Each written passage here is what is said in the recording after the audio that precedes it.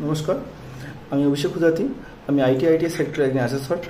আজকে আমি WBSCTVESDর পরীক্ষা পদ্ধতি সম্বন্ধে অর্থাৎ অ্যাসেসমেন্ট প্রসেস সম্বন্ধে আমি কিছু কথা বলবো। এক্ষেত্রে আমরা প্রথমে ওয়েস্ট বেঙ্গল স্টেট কাউন্সিল তরফ থেকে একটা মেল পাই, জানতে পারি আমাকে একটা অ্যাসেসমেন্ট অ্যাসাইন করা হয়েছে। এরপরে আমরা পোর্টালে গিয়ে অর্থাৎ WBSCTVESDর পোর্টালে গিয়ে আমরা লগ ইন করি ইউজার নেম, পাসওয়ার্ড এবং ক্যাপচা কোড দিয়ে। তারপরে দেখব আমাদের ইমেলে একটা ওটিপি এসেছে। ওটিপি এন্টার করার পরে আমরা আমাদের পোর্টালে এন্ট্রি করতে পারবো। সেখানে গিয়ে দেখতে পারবো আমরা অলরেডি একটা ব্যাচ আমার নামে অ্যাসাইন করা হয়েছে।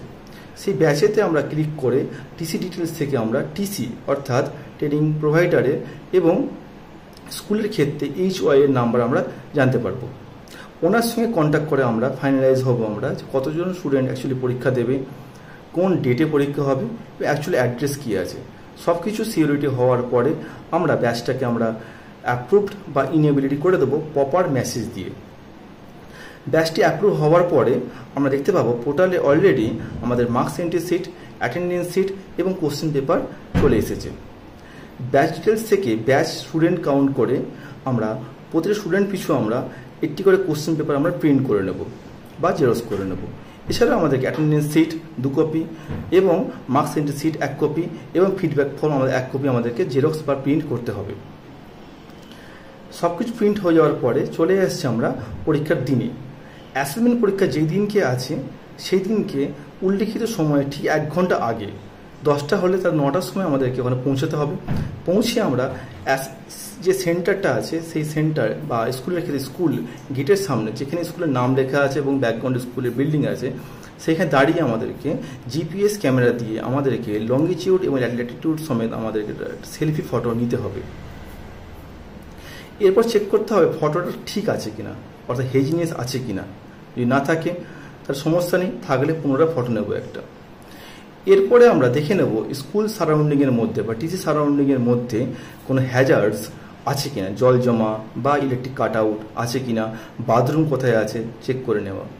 এরপরে আমরা স্কুলের ক্ষেত্রে HY এবং টিসির ক্ষেত্রে যে ইনচার্জ যিনি আছেন তার সঙ্গে আমরা কন্ট্যাক্ট করব। কন্ট্যাক্ট করে আমরা হ্যাজার্ড সম্বন্ধে সামান্য কথাবার্তা বলবো, নিজের পরিচয় দেব এবং পরীক্ষা পদ্ধতি সম্বন্ধে আমরা অনেক কিছু কথাবার্তা বলবো, অর্থাৎ থিওরি, ভাইবা এবং প্র্যাকটিক্যাল সম্বন্ধে ওনাকে কথাবার্তা বলবো যে এইভাবে পরীক্ষা প্রসেসটা হবে বলে। এরপরে আমরা ট্রেনারের সঙ্গে কথাবার্তা বলে বা আলোচনা করার মাধ্যমে আমরা সেন্টারের মধ্যে প্রবেশ করব, অর্থাৎ ক্লাসরুমে প্রবেশ করব যেখানে স্টুডেন্টরা বসে আছে। এখানে গিয়ে প্রথম কাজটা হবে আমাদের থিওরি ক্লাসরুমটা, অর্থাৎ যে রুমে থিওরি পরীক্ষাটা হবে সেই ক্লাসরুমটার সব কিছু ঠিক আছে কিনা, অর্থাৎ কোনো বেঞ্চ খারাপ আছে কিনা, পেরেক উঠে আছে কিনা চেক করতে হবে, থাকলে চেঞ্জ করার কথা বলতে হবে ওনার সঙ্গে। এরপরে সমস্ত স্টুডেন্টকে সঠিকভাবে বসাতে হবে, অর্থাৎ যাতে করে ওরা গাদাগাদি করে বসতে না পারে। একটা বেঞ্চ চেষ্টা করবো যাতে করে 2জন করে বসতে পারে। সিটিং অ্যারেঞ্জমেন্ট সম্পূর্ণ হয়ে যাওয়ার পরে আমরা ওদের অ্যাটেন্ডেন্স প্রসেস শুরু করব। প্রতিটা স্টুডেন্টের আমরা I card, Aadhaar card, registration card বা অ্যাডমিট কার্ড দেখে আমরা নিশ্চিত হব স্টুডেন্টরা ঠিক আছে কিনা। তারপরে আমরা বায়োমেট্রিক প্রসেস বা স্কুলের ক্ষেত্রে আমরা অ্যাটেন্ডেন্স সিট আমরা সই করাবো, প্রত্যেক এক করে সই করাবো। খেয়াল রাখতে হবে এটা ভীষণ ইম্পর্টেন্ট। এবং এই অ্যাটেন্ডেন্স সিটে সই করানোর সময় বা বায়োমেট্রিক হওয়ার সময় আমাদের কর্তব্য হলো সঠিকভাবে একটা ফটো এবং ভিডিও নেওয়া অ্যাজ এ প্রুফ। এরপরে আমরা পরীক্ষা শুরু করব। প্রতি স্টুডেন্টকে আমরা থিওরি কোশ্চেন পেপার দিয়ে দেবো। প্রথমে ওদের গাইডলাইন্স করবো ওদেরকে, যাতে করে সঠিকভাবে ওরা নিজের নাম বড় হরফে, নিজের আইডি কোড, সেটা হতে UC কোড বা রেজিস্ট্রেশন কোড বা অ্যাডমিট কার্ডের নাম থেকে অ্যাডমিট নাম্বার ওরা ওখানে লিখবে ওখানে পরিচ্ছন্নভাবে। এবং ওদেরকে আমরা গাইড করে দেবো আমরা যে পরীক্ষা পদ্ধতি কিভাবে হচ্ছে, অর্থাৎ প্রতিটা প্রশ্নের মান কতগুলো কোশ্চেন ওদেরকে অ্যান্সার করতে হবে, সব কিছু ওদেরকে ব্রিফিং করে দেবো আমরা পরীক্ষা সম্বন্ধে। পরীক্ষা চলাকালীন আমরা ট্রেনারকে বলবো যাতে উনি একটা ফটো নেন এবং অবশ্যই জিপিএস ক্যামেরার সাহায্যে। কিন্তু এই ফটোতে কিন্তু অ্যাসেসর এবং স্টুডেন্টদের ফটো থাকবে, অন্য কেউ থাকবে না, অর্থাৎ ইনচার্জ বা HY বা ট্রেনার কেউ থাকবে না ক্ষেত্রে। ফটো এবং ভিডিও ক্যাপচারিং হওয়ার পরে আমরা পুনরায় চেক করে নেব যে ফটো এবং ভিডিওটা সঠিকভাবে এসেছে কিনা। থিওরি পরীক্ষা সম্পন্ন হওয়ার পরে আমরা ওদেরকে রেস্ট দেব এবং এই 15 মিনিট রেস্টের মাঝখানে আমি পুনরায় চেক করে নেব প্র্যাকটিক্যাল পরীক্ষার রুমটা সঠিক আছে কিনা, হ্যাজার্ড ইয়ার্স আছে কি নেই, এবং প্রতিটা কম্পিউটার বা ইনস্ট্রুমেন্ট ঠিকঠাক আছে কিনা প্র্যাকটিক্যাল নেওয়ার জন্য। সব কিছু ঠিক থাকলে আমরা স্টুডেন্টদেরকে এক এক করে আমরা প্র্যাকটিক্যাল পরীক্ষা পাঠাবো আমরা এবং পরীক্ষা নেব।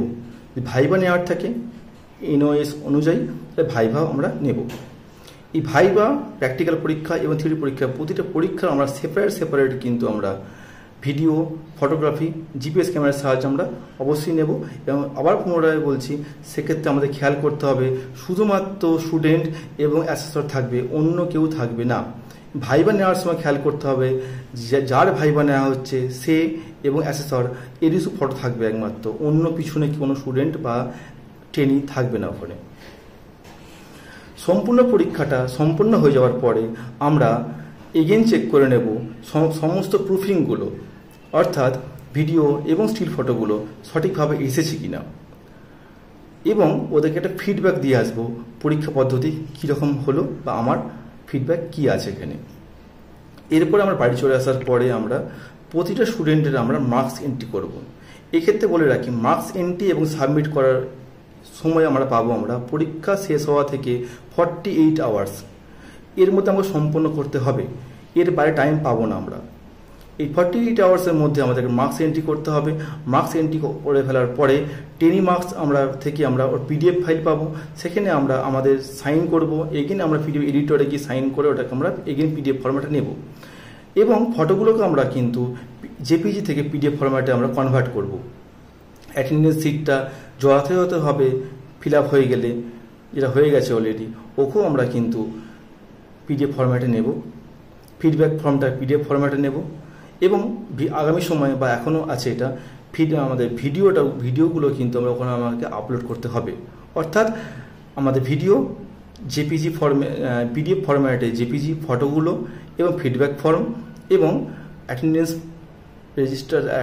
সিট পিডিএফ ফরম্যাটে এবং মার্কস এন্ট্রি সিট পিডিএফ ফরম্যাটে, এইগুলো আমাকে পোর্টালে আপলোড করতে হবে। তারপর আমাকে ফাইনাল সাবমিট করতে হবে। তাহলে আমাদের একটা ব্যাচ শুরু থেকে শেষ পর্যন্ত কিভাবে সম্পন্ন হলো এই বিষয়ে আমাদের বলা হলো। Thank you.